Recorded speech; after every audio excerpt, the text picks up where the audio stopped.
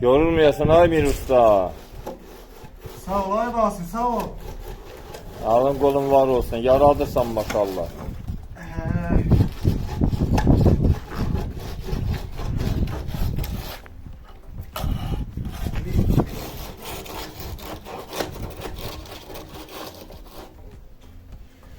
Demek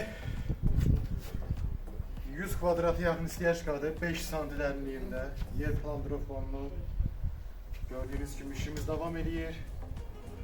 Meza lazım, yüksek seviyede işler görülür. İnşallah bunu tamam kurtarandan sonra burada her şey teze çıkan keramik granitler var. 60-60'a, 80-80'a da var. Eğer şahtaya dözümlü. Ondan vuracağıq Allah'ın köməyi ilə.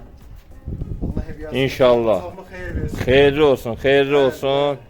Xeyirli olsun. Bax belə bir gözəl iş.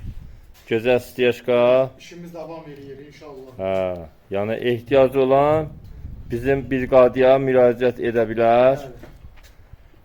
Mir ustanın rəhbərliyə gözəl iş. Allah'a emanet olun. Keyfiyyətli Bizlerle iş. kalın. İnşallah axırında çəkib paylaşacağım. İnşallah.